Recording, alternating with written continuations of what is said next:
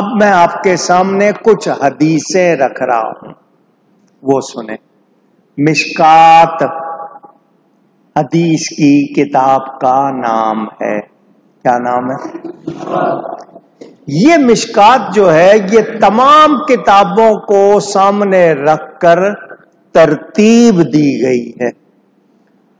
جتنی کتابیں ہیں حدیث کی ان کو سامنے رکھ کے باب بنا کر، عنوان بنا کر، چیپٹر بنا کر یہ پڑھائی جاتی ہے۔ ہر شخص جو عالم بنتا ہے وہ اس کتاب کو پڑھتا ہے، اس میں حدیث موجود ہے۔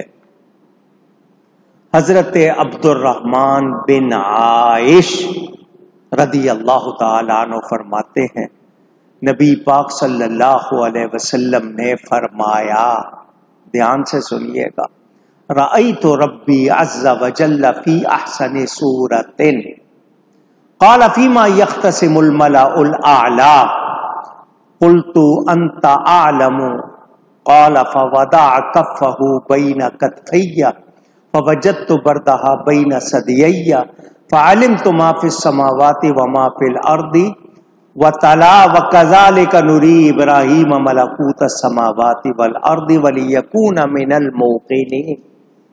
اب ترجمہ سنیں۔ آپ نے ویسے مجھ سے یہ حدیث پہلے بھی سنی ہوئی ہے لیکن آج موضوع پر آئی ہے تو آپ کو سنا رہا ہوں۔ میرے پیارے نبی پاک صلی اللہ علیہ وآلہ وسلم فرماتے ہیں، میں نے اپنے رب تعالی عز و جل کو بڑی اچھی صورت میں دیکھا۔ خود نبی پاک فرما رہے ہیں، تو میرے رب نے فرمایا، اے میرے پیارے، اے میرے حبیب، ملائکہ مقربین کس بات میں جھگڑا کرتے ہیں؟ قال فیما یختصم الملأ الاعلی، یہ اللہ کے عرش کے ارد گرد جو فرشتے ہیں ان میں کسی بات پر جھگڑا تھا، تو اللہ نے اپنے حبیب سے فرمایا، محبوب یہ کس بات پہ جھگڑ رہے ہیں؟ تو نبی پاک نے فرمایا، مولا تو ہی خوب جانتا ہے، تو ہی یا محبت کی بات سناؤں، سنا دوں؟ فتوا تو نہیں لگائیں گے، پیار کی بات سنا رہا ہوں۔ اللہ فرما رہا، محبوب یہ فرشتے کس بات میں جھگڑا کر رہے ہیں؟ تو نبی پاک فرما رہے ہیں، یا اللہ تو ہی جانتا ہے بہتر۔ کیا مطلب؟ میں ان کا جھگڑا سننے نہیں آیا ہوں، تجھے دیکھنے آیا ہوں۔ میرا دھیان ان پر نہیں ہے، میرا تو ساری توجہ تیری طرف ہے۔ پیار کی بات کی میں نے۔ اللہ نے فرمایا، محبوب یہ کیوں جھگڑ رہے ہیں؟ تو میں نے عرض کی، یا اللہ تو ہی خوب جانتا ہے۔ تو حضور صلی اللہ علیہ وسلم نے فرمایا، پھر میرے رب نے اپنا دستے قدرت، اپنی رحمت والا ہاتھ، یہ اپنا جیسا نہ سمجھنا، اللہ جسم سے پاک، اللہ نے اپنا دستے قدرت میرے دونوں کندھوں شانوں کے درمیان رکھا۔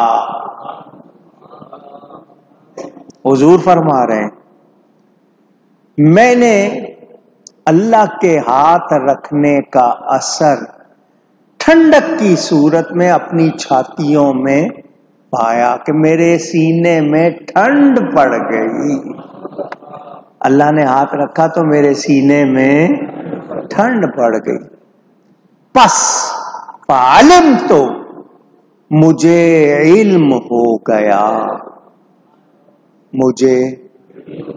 میں نے جان لیا، ما فی السماوات و ما فی الارض، ان تمام چیزوں کا جو کہ آسمانوں اور زمینوں میں تھی۔ زمین و آسمان میں جتنی چیزیں تھیں میں نے سب کو جان لیا۔ اور پھر آیت تلاوت فرمائی حضور صلی اللہ علیہ وسلم نے قرآن کی، جو اس حال کے مناسب کہ اللہ تعالیٰ فرماتا ہے ہم ایسے ہی دکھاتے ہیں حضرت ابراہیم کو ملک آسمان اور زمینوں کے تاکہ وہ ہو جائے یقین کرنے والوں میں۔ قرآن کی آیت کی حضور نے گواہی پیش کی۔ سن لیا آپ نے؟ سنا؟ اللہ نے ہاتھ رکھا، حضور فرماتے ہیں مجھے علم ہو گیا ہر شے کا، مجھے علم ہو گیا اونچی۔ میں نے ایک جگہ یہ حدیث شریف پڑھی، کسی صاحب نے پرچی بھیج دی کہ جب اللہ تعالی نے ہاتھ رکھا تھا تب علم ہو گیا تھا، اب نہیں ہے۔ جب اللہ نے ہاتھ رکھا تھا اس وقت حضور کو علم ہو گیا تھا، اس کے بعد نہیں۔ میں نے اس کا جواب دیا کہ ہاتھ رکھنا حدیث سے میں نے ثابت کیا ہے، اللہ کا ہاتھ رکھنا میں نے ثابت کیا ہے، اللہ کا ہاتھ اٹھانا تو ثابت کر دے۔ ہاتھ رکھنا میں نے حدیث سے بتا دیا، تو کسی حدیث سے ہاتھ اٹھانا بتا دے۔ ان لوگوں کو حضور کی شان پسند، خود کو عالم کہلانا چاہتے ہیں بڑے بڑے القاب کے ساتھ، کہ جیسے جس طرح وہاں ایک صاحب نے عرب میں ان کے لیے لکھ دیا اعلم فی الارض، زمین میں سب سے زیادہ جاننے والا، کتاب میرے پاس موجود ہے۔ نبی کے لیے کہتے ہیں دیوار کے پیچھے کا علم نہیں، خود کے لیے کہہ رہے ہیں زمین میں سب سے زیادہ جاننے والا۔ خود کو علامہ کہلانا چاہتے ہیں اور نبی کا علم ان کو پسند۔ حضرت ملا علی قاری اس حدیث کی شرح میں فرماتے ہیں کہ علامہ ابن حجر نے فرمایا ما فی السماوات سے آسمانوں بلکہ ان سے اوپر کی بھی تمام کائنات کا علم مراد ہے، جیسا کہ قصہ معراج سے مستفاد ہے، اس سے یہ فائدہ ظاہر ہوتا ہے۔ اور زمین بمانا جنس ہے، یعنی وہ تمام چیزیں جو ساتوں زمینوں میں بلکہ ان سے بھی نیچے ہیں وہ سب نبی کو معلوم ہو گئی، سب نبی کو معلوم ہو گئی۔ حضور صلی اللہ علیہ وسلم کا خبریں دینا اللہ کی عطا سے ہے، وہ اللہ کی عطا سے سب کچھ جاننے والے ہیں۔ سور اور ہود کی خبریں دینا جن پر سب زمینیں ہیں کہ یہ زمین گائے پر ہے، لوگ کہتے ہیں نا پانی پر ہے، پھر گائے پر، حضور نے سب کچھ بتا دیا۔ اگلی بات سنیں، اس روایت میں ایک اور بھی بات میں نے آپ کو سنائی ہوئی ہے، وہ بھی سنا دوں کہ حضور فرماتے ہیں فَعَلِمْتُ مَا فِي السَّمَاوَاتِ وَمَا فِي الْأَرْضِ، جو کچھ آسمانوں میں اور زمینوں میں مجھے سب کا علم۔ آگے ہے فَتَجَلَّى لِي، فَتَجَلَّى لِي كُلُّ شَيْءٍ وَعَرَفْتُ، ہر شے مجھ پر روشن ہو گئی اور میں نے سب کو پہچان لیا، میں نے سب کو پہچان لیا۔ یہ بات بھی میں آپ کو سمجھا چکا ہوں، چلیں پھر سمجھا دیتا ہوں۔ سیزن آ رہا ہے موسم حج، ویسے تو سارا سال لوگ جاتے ہیں لیکن موسم حج آ رہا ہے، حج کے مہینے شروع ہو رہے ہیں، حج ہی جا رہے ہیں۔ آپ کسی کو جانتے ہو، آپ کو پتا چلے گا کہ یہ حج پہ جا رہا ہے، آپ ملنے جاتے ہو، سلام کرتے ہو، بھائی مدینے جا رہے ہو، میرا سلام کہنا،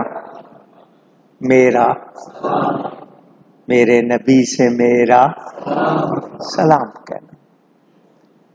کچھ لوگ کہہ دیتے ہیں میرا نام لے کے کہنا،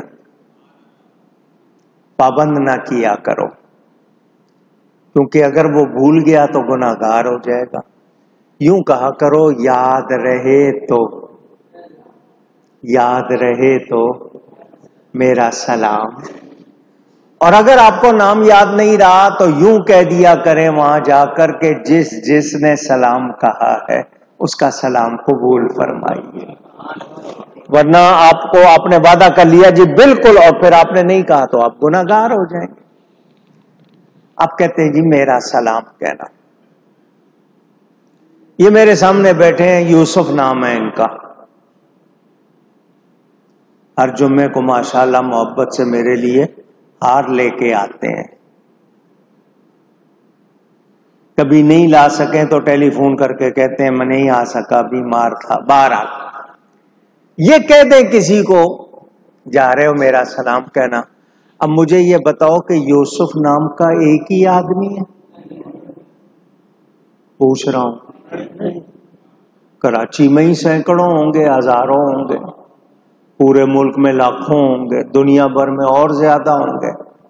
وہ بندہ جا کے کہتا ہے حضور یوسف نے آپ کو، آگے پیچھے نام نہیں، ان کی ولدیت نہیں لے رہا، یوسف بن فلاں، باپ کا نام کیا ہے؟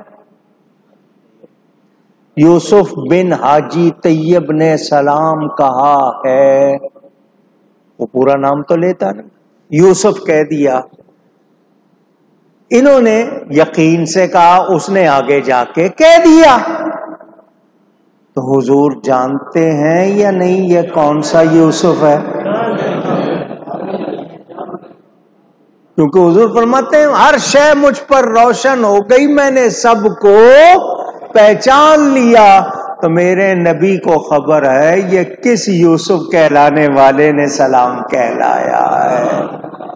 وہ جانتے